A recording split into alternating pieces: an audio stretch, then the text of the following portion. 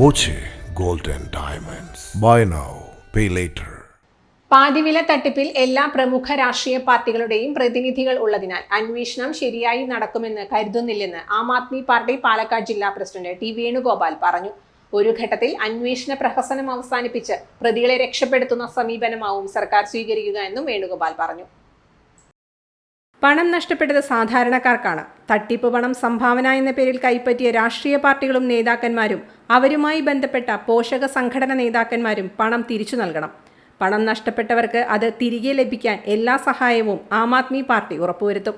പരാതിയുമായി വരുന്നവരെ വേണ്ട രൂപത്തിൽ പരിഗണിക്കാനോ അവരെ പരാതി സ്വീകരിക്കാനോ അവർക്ക് വേണ്ട സഹായം ചെയ്യാനോ പോലീസ് സംവിധാനം പോലും മടിക്കുന്നു എന്നുള്ള ഒരു സത്യം ഇവിടെ നിലനിൽക്കുന്നുണ്ട്. അതുകൊണ്ട് തന്നെ ഇത് വളരെ സങ്കീർണമായ രൂപത്തിൽ മാറിക്കൊണ്ടിരിക്കുകയാണ്. ഗവൺമെൻറ് സംവിധാനം നമ്മുടെ ജില്ലയിൽ ഒരു ഹെൽപ്പ് ഡെസ്ക് തുടങ്ങിയാലും, കാരണം പരാതി പറയാത്ത ഒരുപാട് ആളുകളുണ്ട്.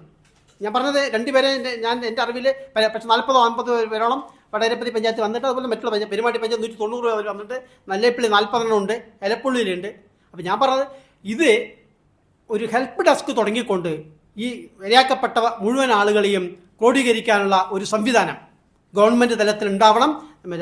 ആഭ്യന്തര വകുപ്പ് അതിനുള്ള റിസ്ക് എടുക്കണം. കാരണം പരാതി പറയാൻ മാറി നിൽക്കുന്നവരെ പോലും ഇതിൻ്റെ ഭാഗമായി അവർക്ക് നഷ്ടപ്പെട്ട പണം തിരിച്ച് ലഭിക്കുന്നതിന് വേണ്ട സത്വരമായ ഒരു നടപടി ഉണ്ടാവണം എന്നാണ് ആം ആദ്മി പാർട്ടിക്ക് പറയാനുള്ളത്. വാർത്താ സമ്മേളനത്തിൽ ജില്ലാ സെക്രട്ടറി ദിവാകരൻ കെ, മുനീർ കാശാമൊക്ക്, പുഷ്പ ശശികുമാർ എന്നിവർ സംസാരിച്ചു.